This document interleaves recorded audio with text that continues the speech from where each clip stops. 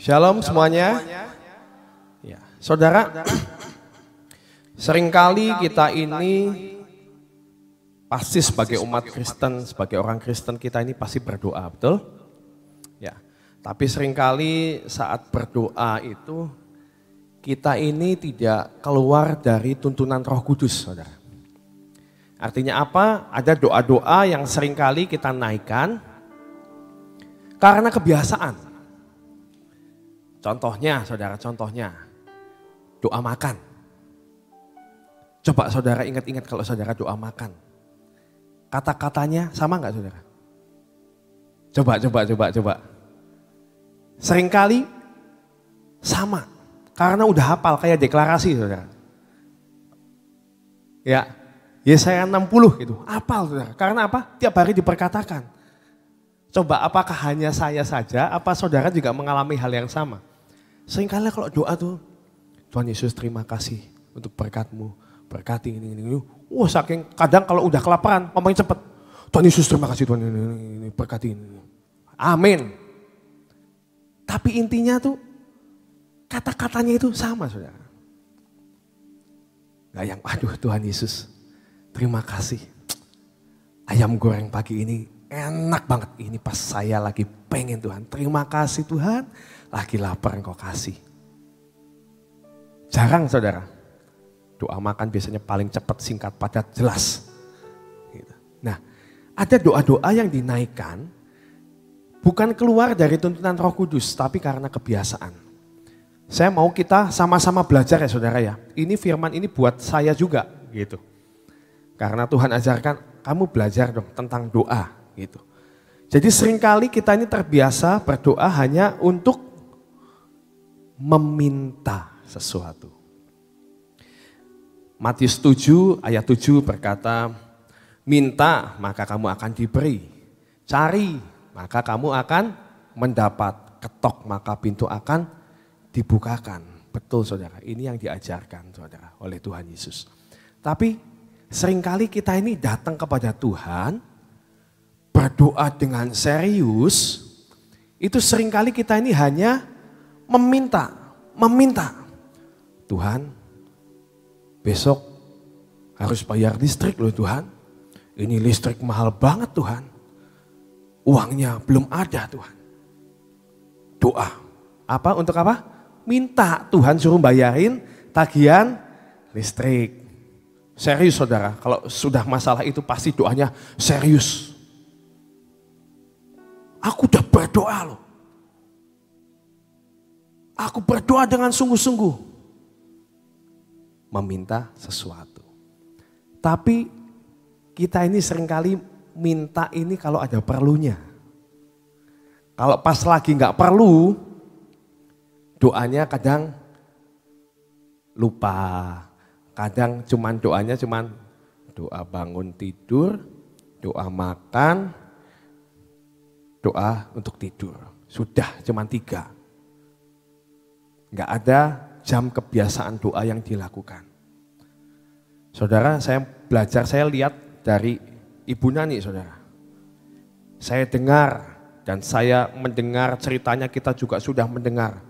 Bahwa Tuhan mengajarkan kepada beliau ini untuk berdoa hampir setiap hari dengan tekun, dan jamnya itu kadang buat manusia itu gak enak saudara. Tiba-tiba disuruh bangun jam berapa ya dulu ya, pernah kayaknya tengah malam jam 1 apa jam berapa gitu. Disuruh doa, ngantuk, disuruh doa. Walaupun doanya dengan ngantuk, tapi itu ketaatan saudara. Paling enggak mau bangun jam 1, berdiri, duduk, dan berdoa. Nanti Tuhannya ngomong, dah kamu sekarang jam 4 pagi, saat teduh, doa. Tanyain, Mah kalau doa itu ngapain aja? Kok bisa berjam-jam itu ngapain? Kalau kita doa kan cepet gitu. Nah saudara, karena apa? Seringkali kita doanya itu cuma satu arah. Kita cuman mengutarakan hati kita, curhat, meminta sesuatu, udah amin saudara biasanya. Saudara. Tapi kalau yang dilakukan, saya dengar dari Ibu Nani, saya dengar dari baca-baca dari pendoa-pendoa itu. Saudara, mereka bisa kuat berdoa berjam-jam. Karena mereka ini doanya itu sebenarnya sedang ngobrol sama Tuhan. Sedang berbincang-bincang dengan Tuhan. Saudara. Bukan pembicaraan satu arah, tapi dua arah. Kita seringkali kalau ngobrol sama teman-teman kita ngumpul gitu ya. Seringkali kita ini udah ngobrol lama banget. Tiba-tiba lihat jam, waduh udah jam waktunya jemput anak ini. Gak kerasa ya, udah 1 jam kita ngobrol ini. Sudah 1 jam kita ada di tempat ini. Gak kerasa ya. Karena apa? Karena ada perbincangan saudara. Kita dengar sesuatu, kita ngomong. Enggak cuma satu arah kita ngomong terus. Coba saudara, kalau lawan saudara, teman bicara saudara. Ngomong terus, enggak memberikan kesempatan kepada kita untuk berbicara. Kira-kira kita tahan apa enggak saudara?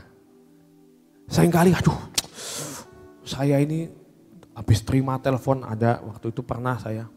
Ada teman yang kalau telepon itu suka lama banget. Satu arah. Kita nggak sempat ngomong saudara. Baru ngomong, sudah ditimpalin lagi. Jadi apa? Telinganya capek. Kalau telinganya capek apa? Handphonenya ditaruh aja, udah langsung ngomong sendiri aja deh. Pegel, satu arah. Nah, saudara, kalau hubungan kita sama Tuhan cuma satu arah, kira-kira Tuhannya pegel nggak sih dengerin permintaan kita terus. Tuhannya mau ngasih saran, gak dikasih kesempatan, sudah amin saudara. Wah udah waktunya kerja. Nah saudara, kita harus mulai yang namanya doa itu adalah membangun hubungan. Coba diingat, doa adalah apa? Membangun hubungan dengan Tuhan. Kalau kita hanya berdoa saat kita meminta sesuatu, itu namanya kita tidak membangun hubungan. Dan biasanya setelah kita berdoa, kita meminta sesuatu, dan yang parahnya lagi udah kita tunggu-tunggu, kok doanya kok gak dijawab sama Tuhan. Padahal saya sudah berdoa, saya sudah meminta kepada Tuhan. Kenapa Tuhan tidak mengabulkan? Akhirnya apa? Kitanya jadi kecewa. Yang diomongin, bohong lah, gak ada itu kuasa doa. Saya sudah doa, tapi tidak dikabulkan sama Tuhan. Nah saudara, mungkin kita harus koreksi. Kalau ada doa-doa kita yang gak dijawab, mungkin kita salah doa loh. Doa yang dijawab Tuhan itu seringkali karena permintaan kita yang salah. Maksudnya gimana permintaan yang salah? Kan katanya dikatakan, minta maka engkau akan diberi. Cari akan mendapat, mengetuk akan dibukakan. Nah mintanya itu apa masalahnya saudara? Kebanyakan dari kita mintanya itu bukan yang Tuhan mau atau untuk kita ingini. Tapi seringkali yang kita doakan dan kita minta itu adalah untuk memuaskan apa? Ego kita saudara. Makanya Tuhan jangan beri saudara. Minta yang sesuai yang Tuhan mau. Nah ini bagaimana caranya? Kita tahu kita harus minta seperti yang Tuhan mau. Ya harus doa, kita harus mengenal dengan Tuhan. Seorang orang tua saudara, kalau sama anak, kita pasti akan memberitahukan sesuatu yang baik. Untuk misalnya, saya dimintain tolong misalnya. Anak saya, "Pak, saya mau beli sepatu, saya perlu sepatu." Saat dia berbicara seperti itu, karena saya punya hubungan, kedekatan dengan dia. Jadi saya tahu, anak saya ini kesukaannya yang seperti ini nih, yang ada warna pink-pinknya, senang ini pasti. Jadi saat dia, yang mana ya Pak ya, yang harus saya beli? Gitu. Ini bagus gak? Nanti saya akan kasih saran, kayaknya kamu harus belinya yang ini loh. Ini untuk sekolah kamu harus belinya yang lebih awet.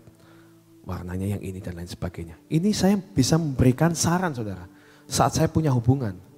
Kalau saya nggak punya hubungan, saya cuma kenal di tempat ini, gitu. Saya nggak ngerti kesukaannya. Ada orang baru ngomong, ini saya mau beli sepatu nih. Menurut kamu yang bagus mana buat saya? Ya saya nggak bisa tahu, saudara. Saya nggak tahu seleranya kamu apa. Nggak tahu, saudara, untuk memberikan yang namanya saran. Nah, saat kita memiliki hubungan yang baik dengan Tuhan lewat doa ini, maka Tuhan akan menuntun setiap kita dan memberikan yang terbaik untuk setiap kita. Amin. Kita mau belajar bagaimana supaya doa ini menjadi doa yang berkenan di hadapan Tuhan. Ya. Kita mau belajar dari doa Bapa kami, saudara. Doa Bapa kami, ya. Doa Bapa kami itu yang pertama apa? Katanya, Bapa kami yang ada di dalam surga. Kata yang pertama. Tuhan mau menjadi apa? Bapa. Saudara, dalam agama lain, dalam kepercayaan yang lain, tidak ada yang namanya Tuhan itu memanggilnya sebagai Bapak. Enggak ada, saudara. Hanya dalam agama kita, orang Kristen, saat kita percaya kepada Tuhan, kita mengakui Tuhan sebagai juru selamat, kita otomatis menjadi anak-anak kerajaan surga. Nah, artinya apa? Kalau kita jadi anak berarti Tuhan kita itu adalah Bapa kita. Nah, apa sih sebenarnya yang pengen dibicarakan dalam doa Bapa kami ini? Ketika engkau berdoa, kamu itu harus menganggap Tuhan itu sebagai Bapa. Tuhan itu bukan Tuhan yang, ya Tuhan memang banyak sebutannya Tuhan. Tuhan yang berkuasa, Tuhan yang dahsyat. Tapi ketika engkau berdoa, Tuhan pengen kamu, aku pengen kamu itu berdoa sebagai anak kepada Bapa. Artinya punya relationship, saudara. Nah, saya ini punya kebiasaan. Saya ini walaupun tinggal di sini sudah puluhan tahun, saudara. Dimanapun sebenarnya sejak kecil sih, saudara. Saya ini dari SMA sudah di luar kota. Dan saya ini selalu setiap hari, hampir setiap hari lah, pasti telepon sama orang tua saya. Sampai saat ini, saudara, sampai Sofi, Mama Nani juga tahu gitu. Saya ini punya jam telepon, biasanya kalau jam 9, setengah 10 tuh kadang nelpon aja gitu. Bukannya saya pas pengen sesuatu atau pas meminta sesuatu, enggak. Cuman saya pengen ngobrol aja. Walaupun kadang ngobrolnya enggak penting, sesuatu yang istilahnya cuma nanya kabar, Mah, Pah lagi makan apa gitu hari ini, enak enggak gitu, pergi kemana, gimana keadaannya. Cuma nanya seperti itu aja, saudara. Tapi saya pasti telepon. Dimanapun saya berada, pasti ngabarin, cerita saya, anak-anak, cerita cucu, cerita apa, semua kegiatan yang saya lakukan. Gitu. Ngobrol aja. Ngobrolnya penting enggak? Enggak penting, saudara. Di antara ratusan obrolan itu, yang ngomong saya minta sesuatu, paling cuma beberapa, saudara. Nah, ini yang Tuhan mau, saudara. Saat kita berdoa, artinya apa? Kita menjalin komunikasi dengan Tuhan. Kita minta hubungan dengan Tuhan. Jadi enggak yang cuman, Tuhan aku lagi perlu ini, aku lagi perlu ini. Enggak bisa, saudara. Kita harus membuat yang namanya hubungan. Tuhan sebagai Bapa. Dalam Yohanes 1 ayat 12 berkata, saat kita menjadi percaya dan menerima Tuhan Yesus menjadi juru selamat pribadi kita, maka Bapa sudah ada di dalam kita lewat Roh-Nya.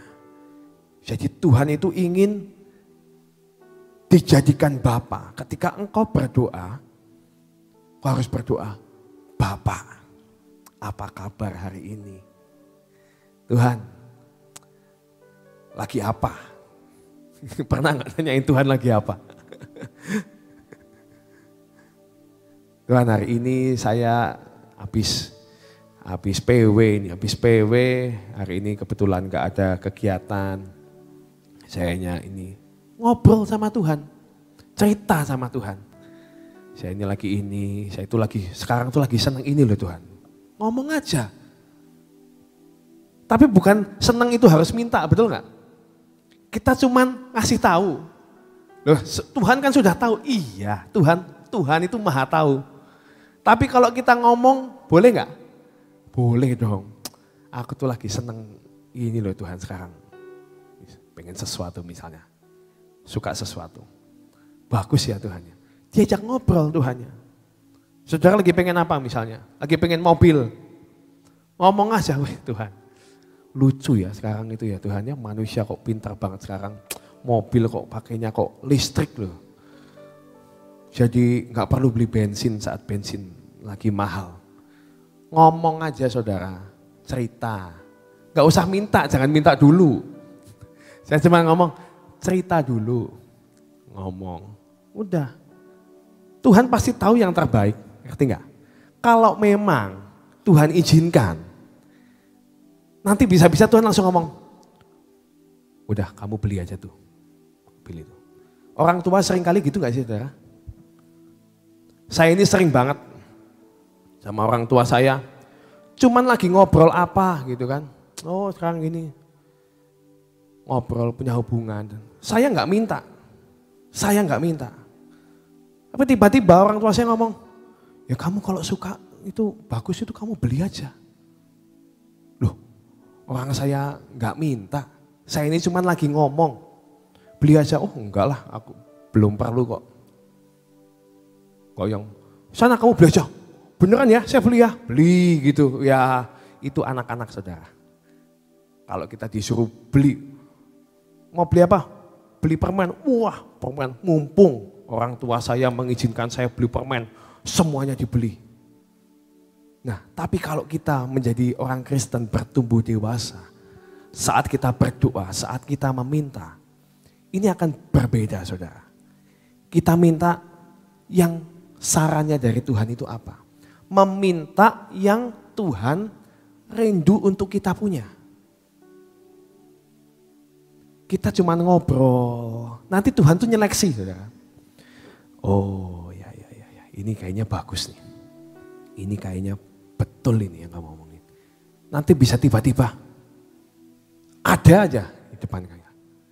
Saudara sering gak sih lagi pengen sesuatu? Kita ini lagi pengen sesuatu, aku kok lagi kepengen makanan sesuatu gitu misalnya. Saya lagi pengen suike gitu misalnya. Tiba-tiba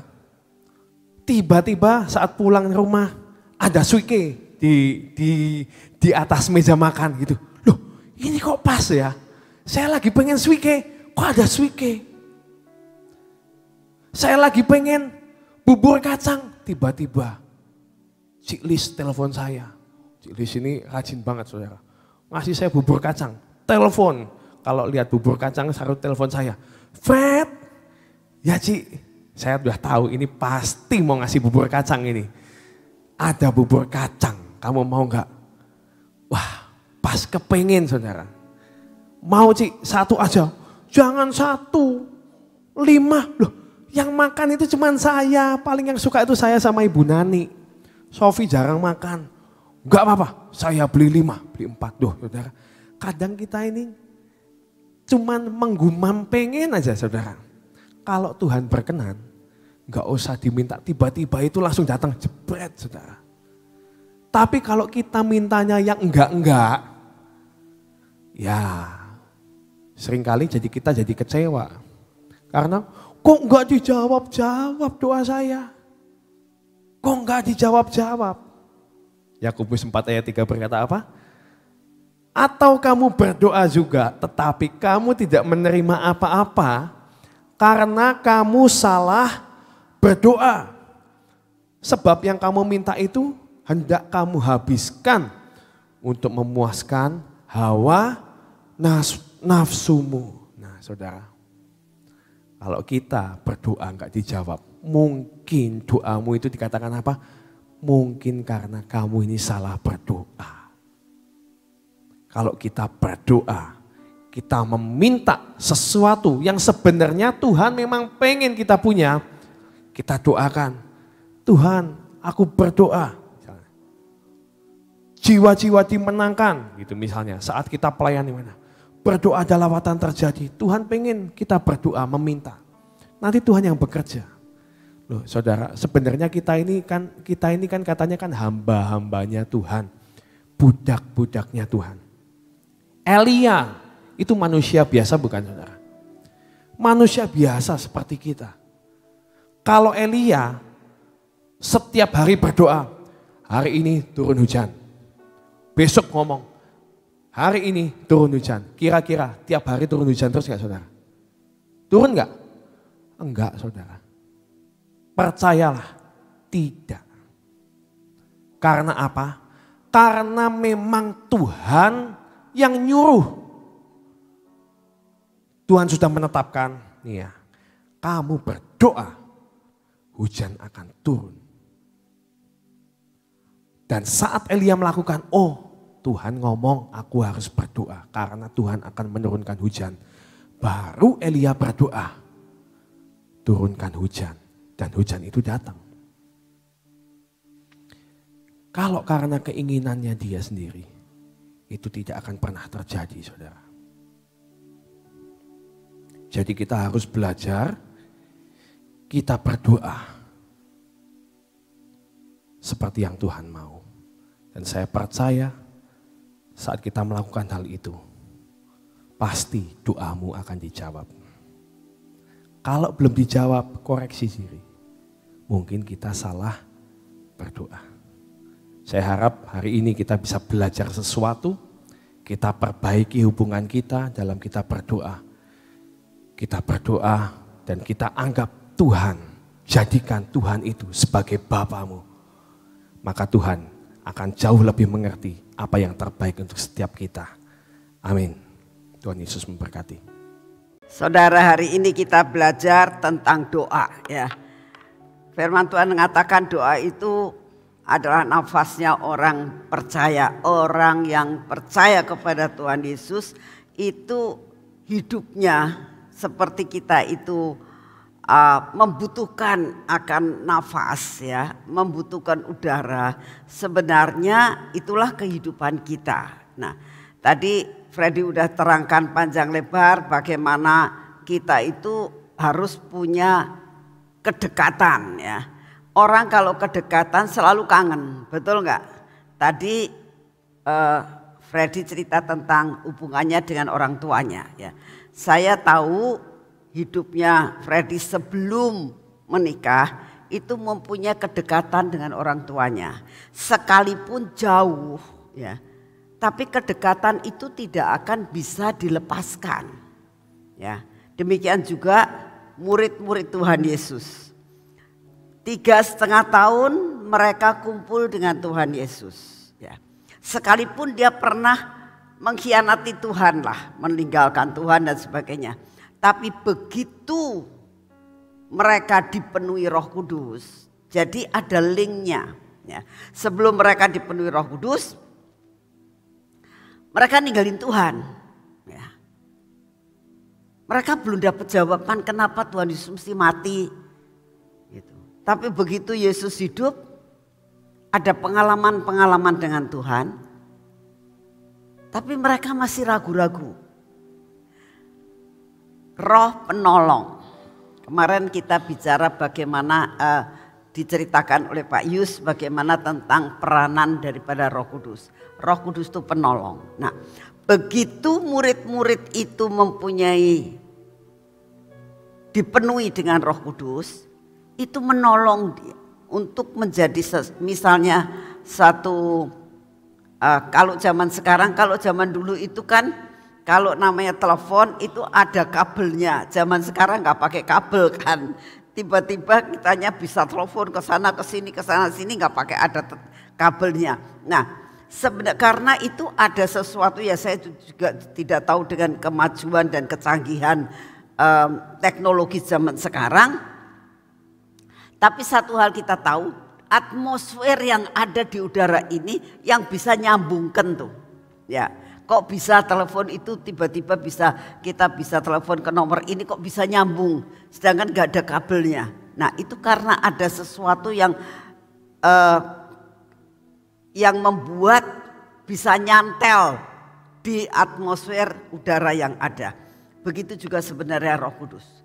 Begitu kita itu punya handphone, ya, begitu kita punya jiwa kita dalam hidup kita ini, Tuhan ya kita tidak tahu, tapi ada Roh Kudus yang ada dalam diri kita, dan Roh Kudus juga ada di dalam Yesus, itu bisa ngeling.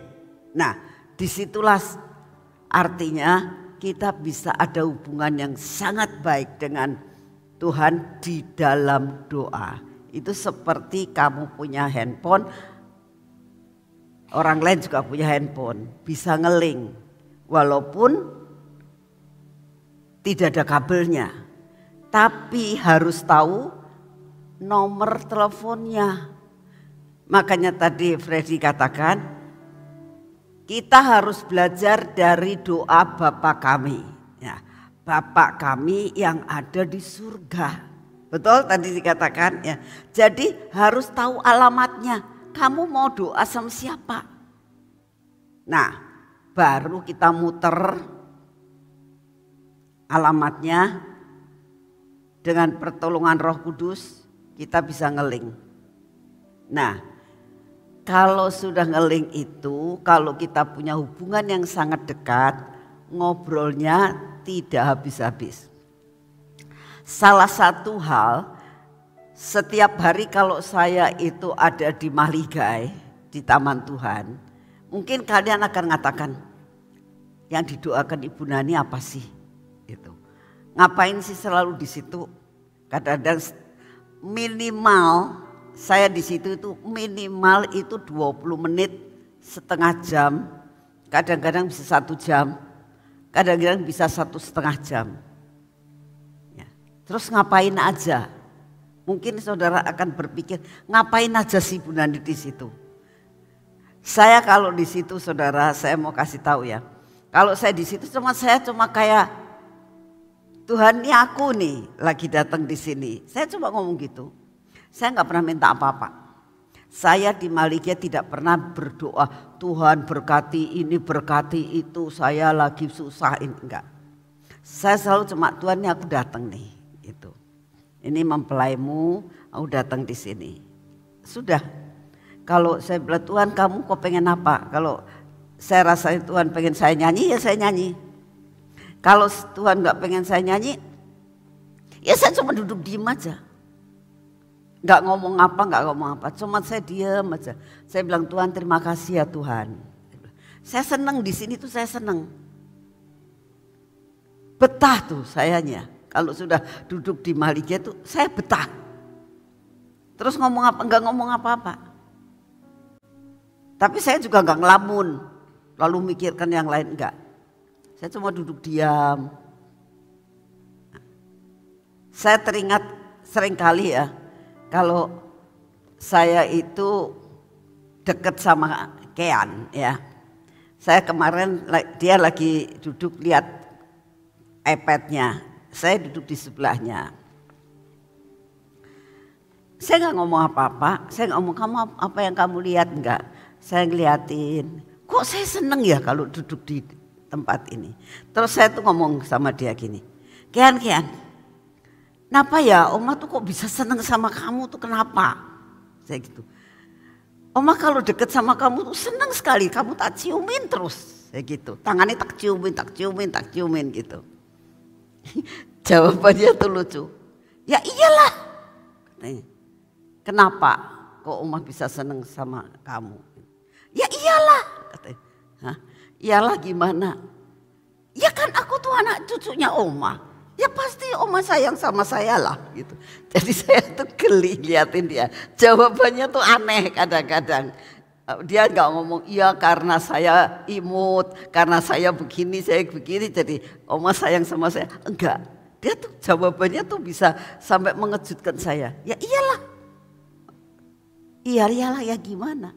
Ya saya kan cucunya Oma. Ya pastilah omanya sayang sama saya, ya senang dekat sama saya.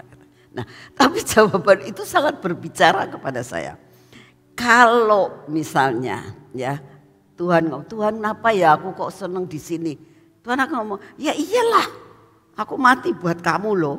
Gitu ya, seolah-olah seperti itu. Jadi belajarlah kita itu benar-benar saudara. Kalau punya kedekatan itu punya kerinduan untuk dekat dengan orang tersebut. Ya. Jadi inilah yang Tuhan inginkan, itulah namanya rahasia suatu doa. Ya, mari kita berdoa. Bapak, kami mengucap syukur untuk pagi hari ini ya Tuhan. Terima kasih untuk semua dan semuanya. Terima kasih buat penyembahan selama 1 jam Tuhan. Terima kasih buat firman-Mu yang Kau berikan buat kami. Bekerjalah Engkau dengan kuat kuasa-Mu. Saat kami datang di hadapan-Mu, saat kami berdoa kepada-Mu, berikan kebetahan untuk kami duduk diam di bawah kaki-Mu, karena Engkau sudah memberikan penolong dalam hidup kami, sehingga membuat kami menjadi betah duduk di bawah kaki-Mu. Terima kasih untuk kasih setia-Mu ya Tuhan. Saat ini kami datang di hadapan-Mu. Kami mau menyerahkan semua kehidupan kami ke dalam tangan-Mu Tuhan. Engkau tahu tidak ada satupun yang tidak punya beban Tuhan. Kami semua punya beban.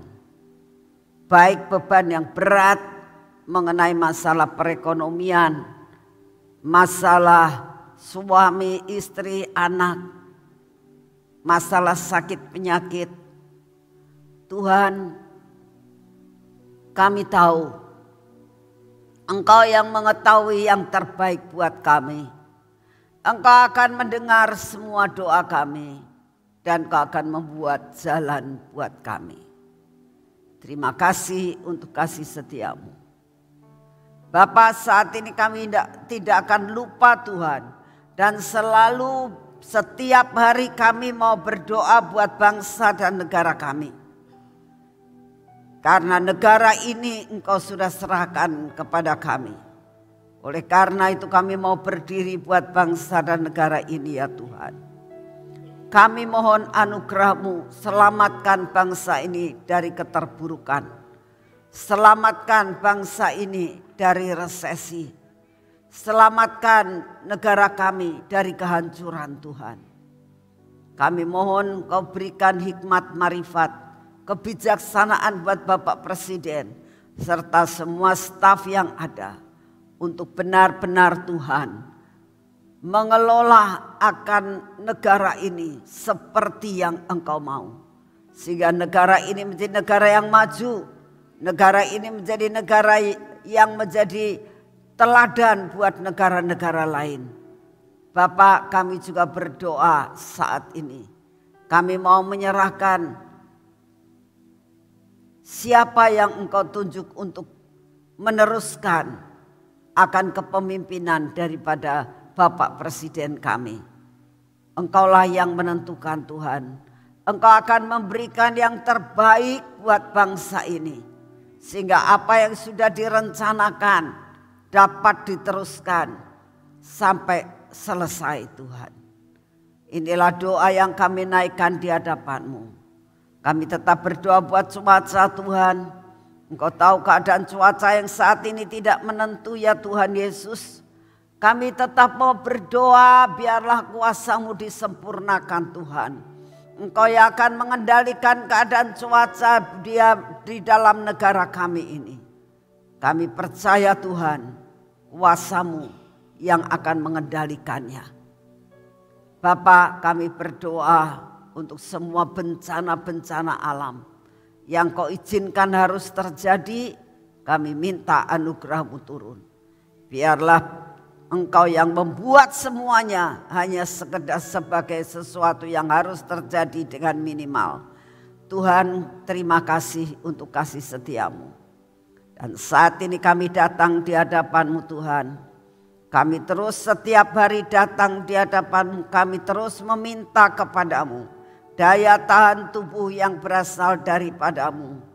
Berikan kepada kami daya tahan tubuh yang sehat dan kuat Tuhan.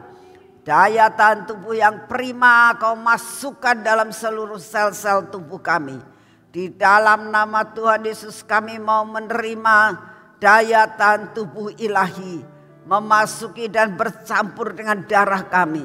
Sehingga kami menjadi orang yang sehat dan kuat. Semua sakit penyakit yang di luar kami tidak akan berani mendekati tubuh kami. Terima kasih untuk kasih setiamu. Terima kasih Tuhan, kami percaya Engkau mendengar doa kami. Di dalam nama Tuhan Yesus, mari kita masuk dalam pengurapan.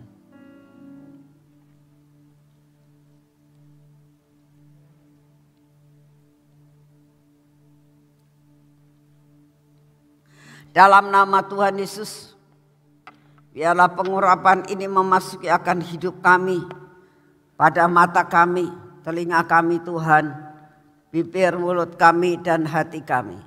Semua yang tidak baik Engkau hancurkan.